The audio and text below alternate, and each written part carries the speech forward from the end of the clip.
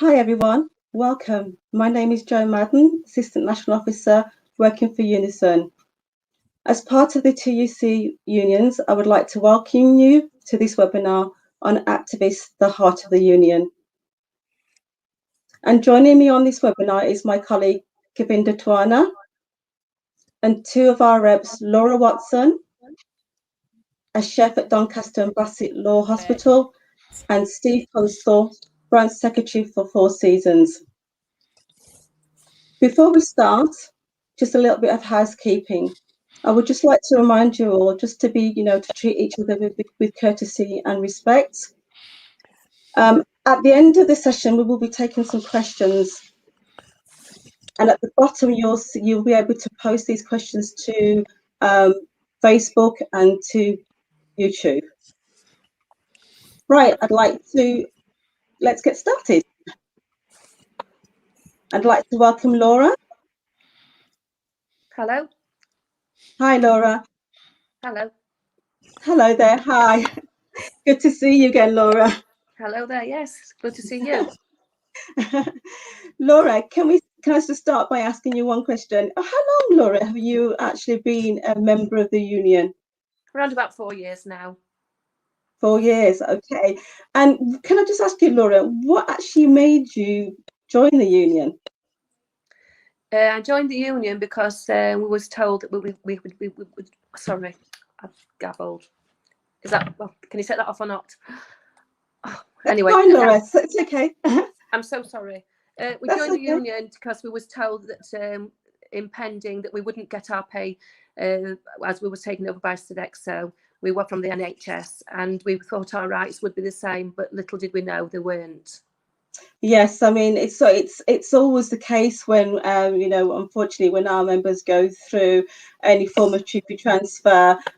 Although at the time we had recognition agreement with the company, it's sometimes the goalpost moves, and it's a case whereby unfortunately members are having to fight for what they thought would be a given. It becomes a fight within itself. So, Laura, tell me a little bit about your experience with the company that you're currently working with. I mean, how did they treat workers when you first were to be transferred over to them? Was it a smooth transition, or did you find there was an awful lot of things that weren't as you thought it should be? I mean, how could you just give us a little bit of an account of the conditions at the time? No, they weren't the same as what we was used to. They came in saying that they would be changing our hours. They came in, obviously they sent us a letter saying that they wouldn't be paying our pay. So obviously things jingled us already that we weren't happy in the workforce. We weren't used to that. So we had our rotas, but they were changing everything. So no, it wasn't the same. Yeah, I can imagine that the anxiety surrounding all that, obviously being represented, obviously being part of the trust, and now being thrust into working for a private contractors company who obviously weren't going to be as supportive, and you wouldn't get the level of support that you would have been used to getting. That must have been difficult in itself. Okay then, Lois. So obviously I know when myself and Rebecca came to Doncaster and Bassett Law, and we was obviously working at the time with Shaw Hospital, and I know the members there were at that time going through a dispute with Sodexo to try and get the agenda for change pay conditions, terms and conditions. Did you at the time think you would have that battle on your hand, or because I can remember when I was having discussions with your fellow colleagues, that to them it was a given. I mean, what was your thoughts around it at the time? Did you think it was going to be a fight, or did you think management would be a matter of course? I mean, can you just tell me a little bit about that? Yes, we thought it would be our God-given right, actually, because we'd been used to just getting these pay deals. And it wasn't till that we were woken up by one morning that we received the letter from them on 2nd of April 2019 that was saying that they would not be able to implement the 2018 pay deal at Doncaster and Bassett Law and Mexborough. that was a wake-up call for all of us. Yes, no, I can remember that quite vividly. And so what did, and I know that, you know, at the time when when Rebecca and I was actually working, you know, with you guys, then I think the membership was about 35. We had about 35 members at the time. And I remember an awful lot of your colleagues were very, very reluctant to join the union. How did you go about trying to persuade them, and how much of the workforce was you able to recruit at that time? It became my role to do that. I got the forms from Andy Waggs, and I set about like a secret squirrel, hiding and going around saying to me, "You've got to join the union because we're going to go and be on strike, and you need to fill it in." But there is lots of other options. If you read it, there's lots of other things on there for you to join. The reason to join there is because it's going to be your extended family. There's also education on there. There's financial help on there, which I hadn't even realised at the time. You know, I hadn't even read one of those leaflets. And it also enlightened me to be able to encourage people. And then when they realised it wasn't just about going on strike, there was other benefits, they all suddenly just joined in. They knew there was going to be a fight on our hands. Did you actually feel intimidated by management at all during the process? Because obviously they would have seen, you know, activities happening around them, secret meetings. I know there were several meetings at the times that was being held. Did you actually incur any form of intimidation from management? Did they make you feel uneasy at all? Yes, at all times. I knew I was being watched because we'd also already been told not to talk to the union. They knew that you were encouraging us to do what we was hopefully going to, you know, the outcome of it. Yes, James had me in the office a few times and said, you know, where was it at certain times? I was missing. When I went one day and he said to me, "Where do you think you're going?" And I said, "I'm going to the toilet." And I was like a little kid, you know, telling, "Oh, you know, I'm going to the toilet." And I soon realised that after I joined the union, that I'd got protection, that I didn't have to be as frightened as I was. I was the voice, and I was decided that day that I'm going to be the voice, and I will stand up to and say, "No, James, actually, I'm going to a meeting about what's happening, and we're going to hopefully go on strike. We're receiving ballot forms, we're getting people registered and signing up." And I told him that we'd gone from 30% to 96%, and his eyes went black. I can remember it clearly. It were like shark eyes, and he scurried off in front of me, and I thought, "Oh, I've actually got him." You know, he'd run off to the office to tell everybody, "God, they've been serious." And that's when they decided to take me seriously and give me the respect that I deserved. Yes, so you found that, and yes, I can remember you actually became a steward at that point when you realised that because you was actually doing a lot of the works behind the scenes. You realised at that time that you needed the protection of the union in regards to, you know, protecting your rights as a worker and being able to undertake trade union activities. And I remember at the time that's when you actually became a steward. So it gave you that kind of like more added protection. Would you not say? And the Laura? confidence. And the And the confidence to do it, yes. And the encouragement was from my colleagues at work and the union. They were all encouraging me to do this and take this on as a leadership. So yes, I enjoyed it. It was fantastic. And fast forward a bit for the day of the strike. I mean, how was that? Can you tell the audience what that felt like? And you know, amazing. I turned up, and the doors were slamming. Everyone was arriving to work. We were putting us bibs on. We're out there in workforce. We were a calm collective, all of us together. Sue Cookman, Mags, everybody turning up. It was wonderful. The cars were pipping. With people walking around, there were petitions being signed. We'd also got a song to sing, but Joe Solo had written us a song, yes. And it was sausage, chips and beans, and it was to encourage people not to use the facilities in the Doncaster Road Infirmary to turn up with the flasks and the sandwiches. And they was walking by with the flasks and the sandwiches and rattling them in front of us that they wouldn't use any amenities at the works. It was amazing, honestly. The sunshine was out, the radio was on, we were all singing. And the lorries turned up. Some came in, some didn't. We were able to turn them away. But we all cheered very loudly. and tooted our horns. It was fantastic. And it Camaraderie, was, all of us, solidarity to us all. and it was amazing, the kind of like support, the level of support that you actually got from the community. I thought that was absolutely fantastic. It was amazing. It was, yes. We You know, also knew by our phones that things were going horribly wrong inside Doncaster Royal Infirmary, and also at Mexborough and at Bassett Law Hospitals. There was the colleagues that was in there was saying to us that things were not as they should be, and things were getting very mixed up because they'd had a strike supposed to descend on us to do our jobs, and we didn't encourage them at all. We didn't even want to speak to them, but they was here to do our jobs. But little did they do. They was bringing frozen custard, frozen gravy, and we was, we were out there absolutely lapping it up. It was crazy times, but we knew that it was all being flustered and management was having to do a lot more work. Things weren't going right, so hopefully we were on our way to a winning with situation.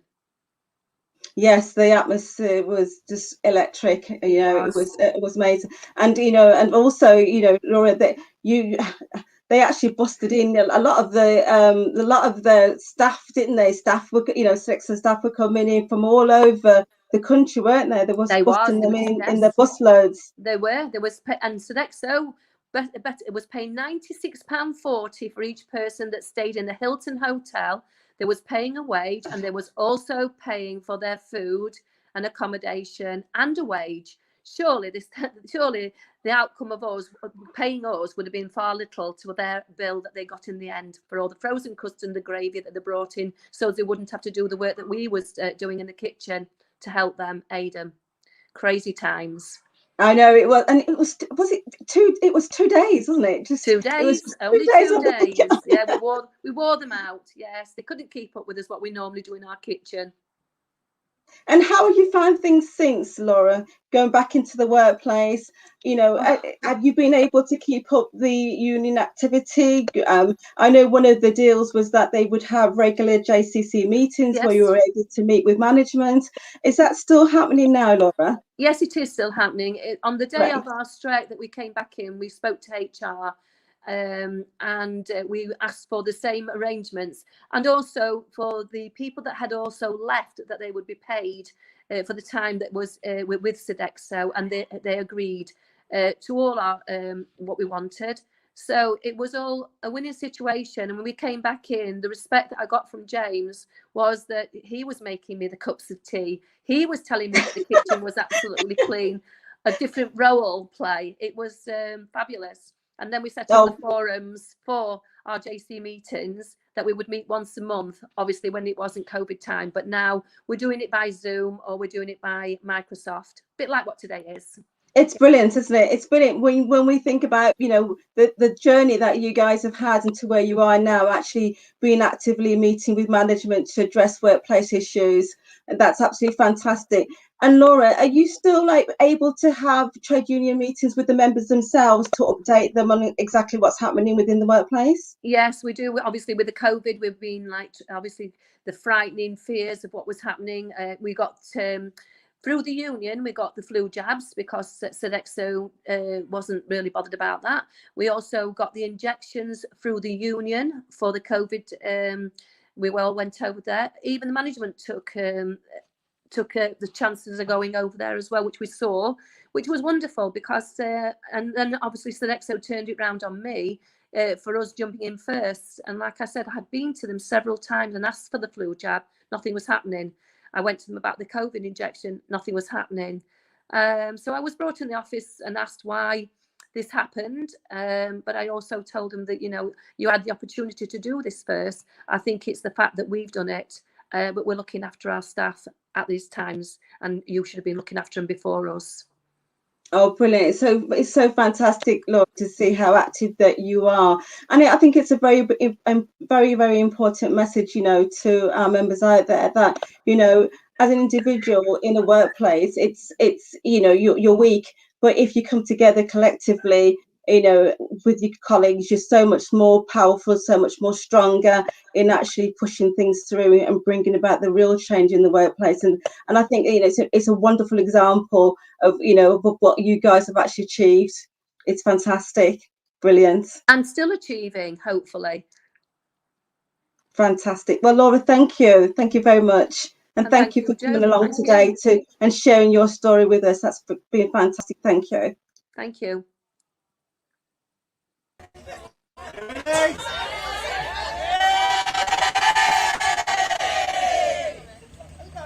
Well done. And then one more.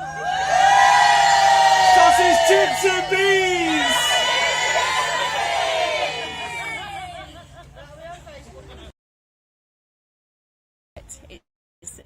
It's for everybody to win. If I can do it, you can do it. Stand together, be united, and just wait for your victory, because it'll come.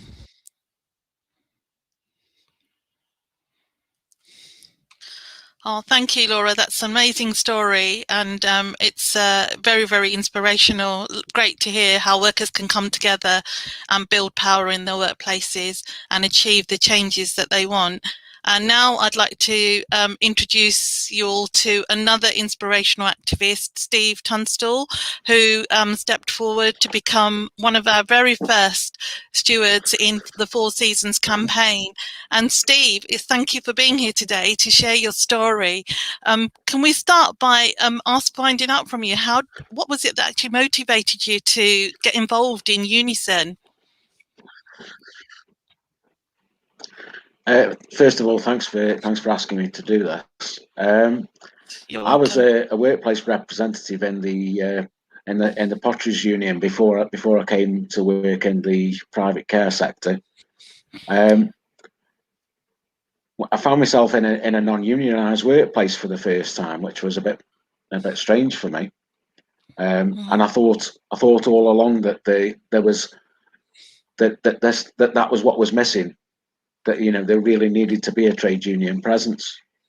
And I was asking around, trying to find out if there were any other people who were trade union members, and it really wasn't very many. And it wasn't really until the recognition agreement came in that things sort of changed, and they changed quite dramatically, I guess. I think people had already sort of seen, so there was I'd been involved in things like the Health and Safety Committee, and then when the cheapy transfer meetings started, a number of people they kind of pushed me forward, I guess, because they knew I'd got this trade union background, and they would they would say you probably know what sorts of things, what sort of questions to ask, what sort of things to listen for. So yeah, that's where it started, I guess. Oh, great. And so when that was your journey, your fellow colleagues already saw you as a natural leader within your workplace. And then you step forward to become a steward in Four Seasons. And then can you talk a little bit about your own development from there? Can you hear me? Yeah, I was elected. There was a workplace election for the stewards, and then I was elected again. And then I'd taken a few courses when I was with the Potteries Union up at the TUC Studies Unit in Stoke that unfortunately is no longer there. But I got back into the studies courses. Did the diploma in employment law, which helps to reassure our Are we having some members that technical?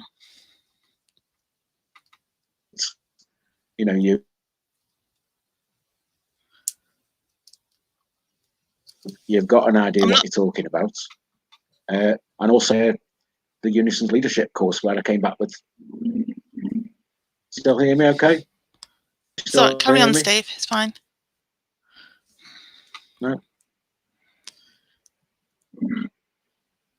So you went to the leadership school, Steve? I'm very quiet. Steve, you were just saying you went to the leadership school and you came back with some really great ideas. Okay.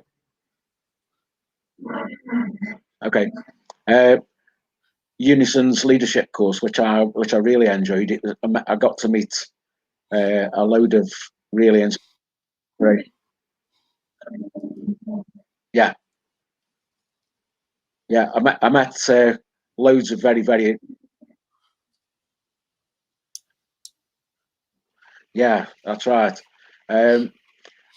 Four Seasons Healthcare as an organisation came about as a series of mergers and acquisitions. Lots and lots of different former companies brought together, lots and lots of different ideas. And the branch, when we set it up, comprised 26 homes and hospitals spread out across 5 counties. So that was communicating with people who were spread out, not just in terms of distance, but things like working different shift systems and stuff like that. One of the things I brought back from the leadership school was this idea of digital organising. So obviously, as a branch secretary, I had access to Warns, but between us, we set up a Facebook and a Twitter account. And then I'm talking to Mark one day about how we can improve things, and he's sitting twiddling on his phone, and I'm thinking he wasn't listening to me. And all of a sudden, he's turned his phone round and he said, "I've set up a messenger group," which I thought was that was amazing. Bless him. And one of the unexpected benefits of that was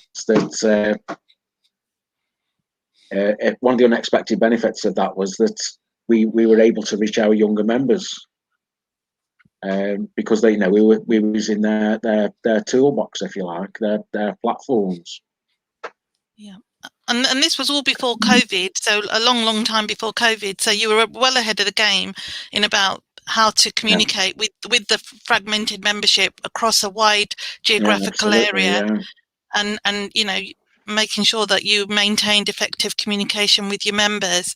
And then obviously in the process of being a steward, you were also invited to national negotiations with the National Secretary. Can you tell us a little bit more about that and how you found that and how it affected your the members in the workplace? Yeah, we were invited down to Unison Centre in London, where we met Dave Johnson, who I'd like to wish a long and happy retirement if I can. Yeah. Part of that process, as I said, the company was now made up of a range of former companies, and there was a hodgepodge, a mishmash of ideas about payment for things, and they'd come to us with this. We want to try to produce a standard.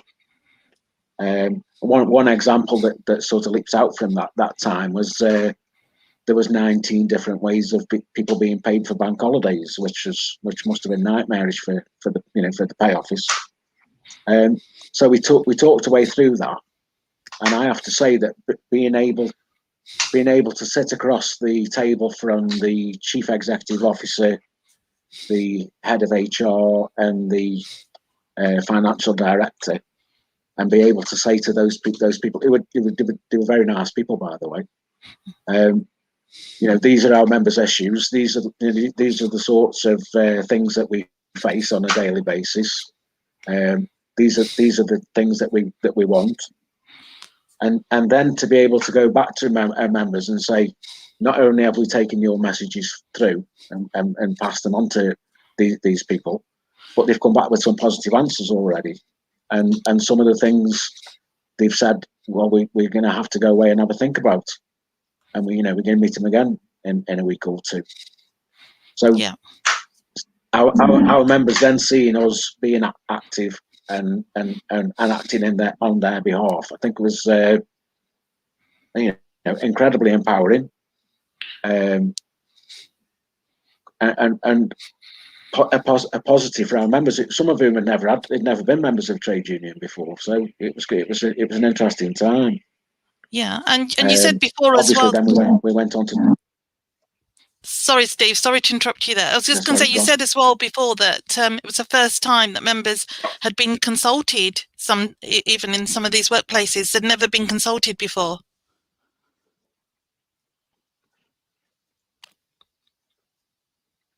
That's right. Yeah, it had always been. We've got a letter through the post or some other form of communication that says, well, this is what you're having as a rise this year. So there was never any discussion on it. It was just like, this is what's happening, which is, yeah, again, a strange way of doing things for me personally. Yeah, and also, Steve, when you throughout this process, you've been building up the membership in your workplace, achieving, remarkable density levels. Can you tell us about how you've managed to do that and the kind of levels that you've achieved? Okay, yeah. As I said before, there was a handful of people. I think probably about 12 or so members, and we went. By getting a slot on the company's induction at a couple of the major hospitals, we quickly went up to 50% density at both those hospitals, which quite proud of that. It was a good piece of work. It's amazing. And also through using those digital organising tools, we were able not only to recruit but retain members, because they were actively engaged in some of the discussions we were having. So a really useful time. Yeah, and that's great. The amount of the density that you've built up, and the fact that the members are seeing you active in the workplace. So also on the back of that, you've been obviously there's a new branch that's been created, and you were you managed to get enough people in the branch to set the structure. Can you talk a little bit about that and how you've encouraged other people to become active in the branch and in the workplace? Yeah, initially there was 3 of us who took on branch officer roles. I became the secretary. Mark was initially the chair, and a young lady named Bev Scragg, who was down at Stafford, took on the treasurer role. We have had some changes of personnel. A few people have come and gone for various reasons, but we've always managed to maintain the three principal officers of the branch, and now we've managed to recruit three more workplace reps, and a number of workplace points of contact. So the reps are all at various stages of the training, and we had a discussion of I think it was 2 years ago now, where we thought it would be a good idea to get everybody dual registered as health and safety reps, because that helps with guaranteeing things like facility time and opportunities to get to speak to members. And then, they've taken that up, and we're doing well. Sorry, there's a bit of a delay here. Sorry, you were also saying about the relationship with the employer as well, and how strong that's developed over time. So can you give us an idea, a bit of a picture on that, and how that relationship has developed? Yeah, I think initially there was, particularly with local management, there was a little bit of we were quite suspicious of what we wanted to do. So it took that took a bit of time to develop, but some of the discussions we had with more senior management were conducted in very, very civilized, dignified ways, and even up to the point where early in last year, earlier in the beginnings of the crisis, the COVID stuff, a regional HR had visited our hospital and was a bit concerned about some of the things that she saw. So her and the head of HR contacted Mark and myself with a view to seeing what we could do. I made the suggestion that maybe we could do a COVID-based workplace inspection, a health and safety inspection, and which they thought was a really good idea, because they saw, or they believed that our members were more likely to listen to what we were saying. So that, you know, I thought that was quite an endorsement, really, for them to say, you know, can you help us? So yeah, that's good. It's always been a good relationship, I think. Yeah, so you've come from being working in an organisation that was totally anti-union and you know, had no union organisation, to then building over 50% density in your workplace, recruiting more activists, having a branch of your own, and also forming a great relationship with the employer, where, you know, you can quite easily address lots of issues. I mean, I know we've had some really significant outcomes, like, for example, before, the workers were being asked to do the handovers, shift handovers in their own time at the start and at the end of the shift. They were being asked to do their own e-learning at home, which was also they were getting penalised for if they didn't complete it at home. And all of those things have been turned around so that they're being done in the employer's time, in paid time. And these have made significant changes to those people's lives, and you know, being consulted, and as well having all those terms and conditions harmonised has made a big difference, because, you know, the unfairness has been taken out of it as well. So would you like to say anything more, Steve, about, you know, the future prospects? Hello, Steve.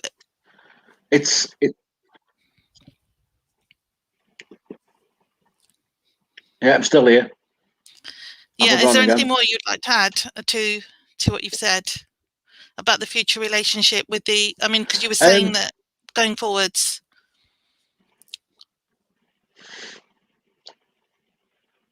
No, I think that's as much as I've got for now. I'd like to applaud Laura for the work that she's done. And I think that's an amazing example of how we can come together and work, you know, and achieve stuff. There's lots of different ways of doing that, I suppose, isn't there? There is. Thank you, Steve. Thank you very much for that. Yeah.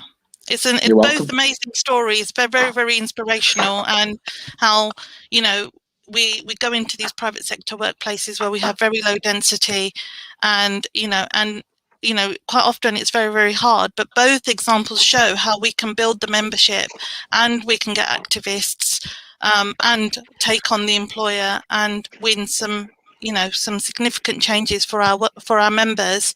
So it's not something that, you know, that we should be afraid of doing. And thank you both, Steve and Laura, for coming and joining us today and sharing your stories with us. Joan, did you want to add anything else? No, it's been wonderful. Thank you both for, you know, participating in this webinar. It's been excellent. And, you know, just keep up the good work, because without you guys, you know, the union would not survive. So, you know, keep on doing what you're doing. It's fantastic. Thank you very much. Thank you. Thank you for having me. Yeah, thank you. But thank you all for joining us today, and to our guests as well, who have taken time to view. And you know, and these are things that we should be doing more of. And we, you know, the activists are the heart of the union. Without you, none of this would have been possible. And it's because of the work that you've done that we've been able to achieve these significant successes. So thank you very, very much.